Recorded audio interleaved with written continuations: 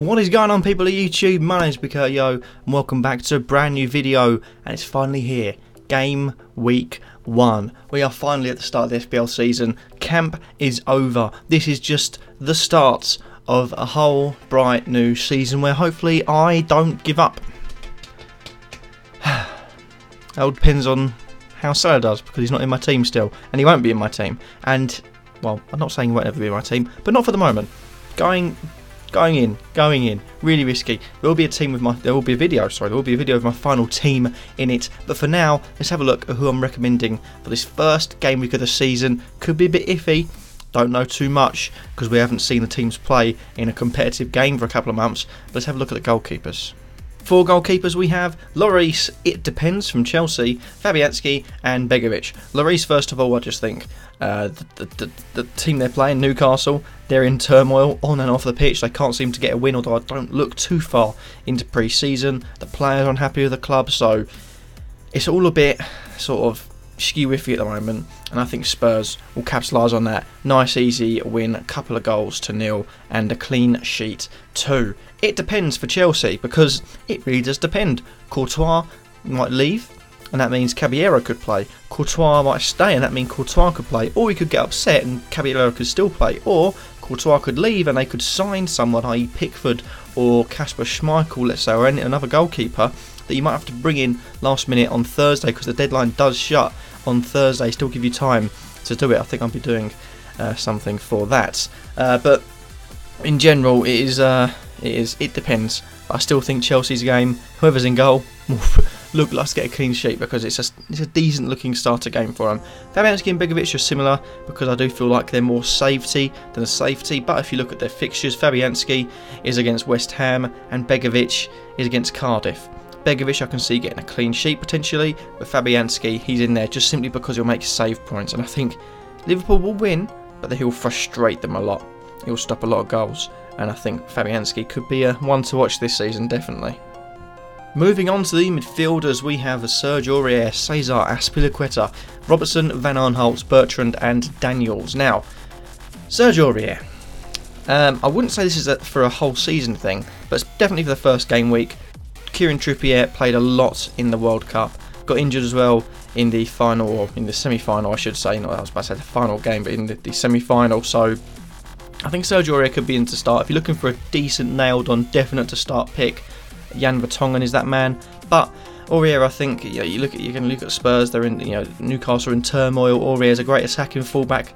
Question marks about his defending, but great at going forward, and he could be looking to get a couple of attacking points as well as a clean sheet. Cesar Azpilicueta, Spurs, you could say the right back is looking very attacking. Azpilicueta back in right back for the first time in a couple of years.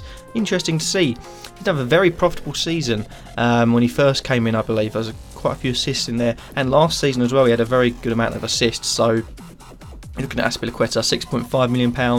He's definitely going to start. Where he starts, I don't know, but he's definitely in the starting lineup for me.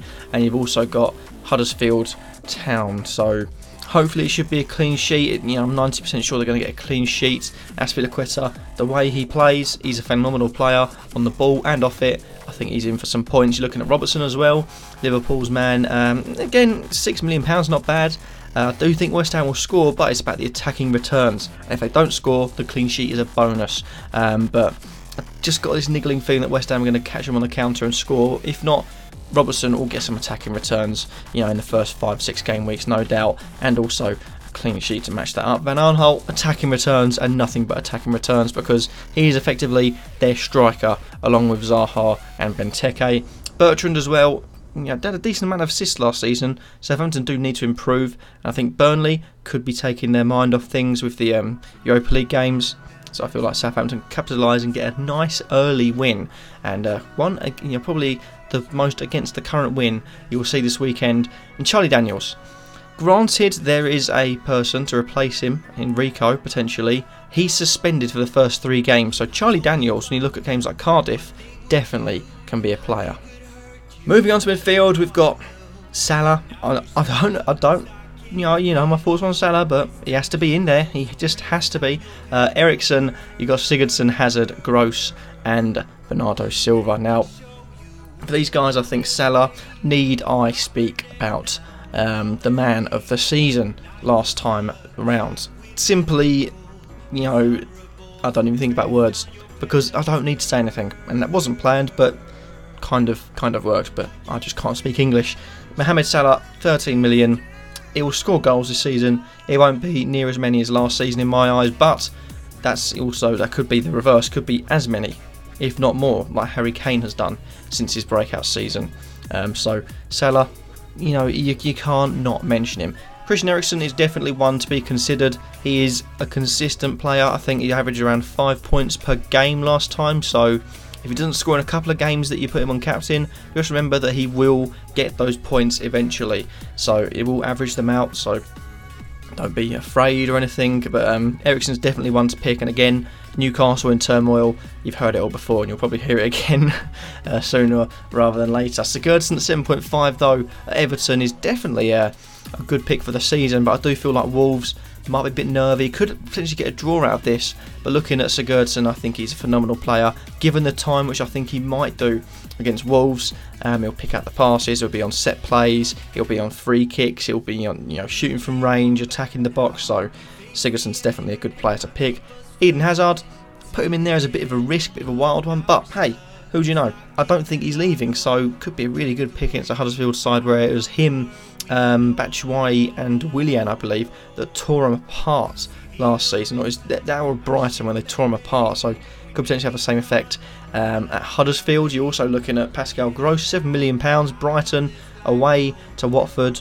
Interesting game, one that's quite hard to call, you could say. Both sides have looked into transfer market, bought a few players, but we're looking at Pascal Gross, man of the season, potentially last time out for Brighton, and definitely looking to get some more points on the board in game week 1. And Bernardo Silva, mentioned by Pep Guardiola, simply as it's Bernardo and 10 others, so why would you not have him in your team? And lastly, we've got the attackers. We've got Firmino, Aguero, Tosun, Aubameyang and Wilfried Zaha. Firmino's there, £9.5 million. Again, need I say more, Liverpool, great on the attack. He didn't potentially have the season he could have. Nicknamed Failmino, which I think is a bit harsh. He still did all right in the season, 15 goals odd. But he's £9.5 million. He's against a West Ham team that you're expecting them to beat and score a few goals as well. So Firmino, you have to mention him. He's going to be a good pick, and he really should be in your teams from the get-go, because I think he's a good cheap price. You can have one premium, potentially the second one with him, a cheaper option, and I think you're set with your team there. Sergio Aguero, I'm mentioning him because, just again like Daniels, there is a replacement there for him, and it has been there for a while in Gabriel Jesus. But one thing you've got to look at is that Aguero scored 2 goals in the Community Shield, looked good in the Community Shield, barely played in the World Cup. Jesus was the first team striker for the World Cup. That's why I'm saying Firmino. I'm not saying Jesus, because I do think Jesus played a bit more of a part than Firmino did, and I think Aguero will be fresher given a chance. And looking at Man City's team against Arsenal, it's going to be a goal fest, but I do think Aguero will definitely nick at least one minimum. If it's just one, could still just be one, but I do think he's just going to get, you know, some attacking returns in some form. Cenk Tosun's there, a bit of a weird one, Everton. I'm not really sure what to make of it. All of a sudden there was rumours about this striker and that striker, but he's still there. He's still a good striker. Give him the supplies and he'll do well. Now the problem is that last season he was in a very negative sort of style of play with Allardyce. Marco Silva, you saw from Watford, they attacked well. And I do think with Siggy on form potentially, with Richarlison on form, you're looking at Cenk Tosun scoring a lot of goals this season, potentially even Lukaku type numbers, but that's a very long shot, so don't quote me on that. Aubameyang has pace, has power and good finishing ability, got over 1 attacking return per game last season on average, so he's definitely an option at £11 million. And Wilfried Zaha at £7 million has to be considered for this game week. I don't think he's too good of a striker, but I do feel like against Fulham, Crystal Palace will be looking to capitalise on that. They haven't got too many players. They have just signed Alfie Mawson, credited where it's due, but I do feel like Wilfried Zaha will be looking to capitalise on that, being their sort of first choice striker, and hopefully grab a win early doors for Hodgson's men. And that happens to be that for this video. Hope you have enjoyed. Remember to like, comment, subscribe, and let me know in the comments down below, what do you guys think that FPL is finally back? Game week 1 is here. It's just 3 days away now. It's now Tuesday I'm recording it, and hopefully fingers crossed. It'll be a Tuesday when it comes out. But let me know about any players that you're considering, and Mo Salah or no Salah. I'll see you all in the next video tomorrow.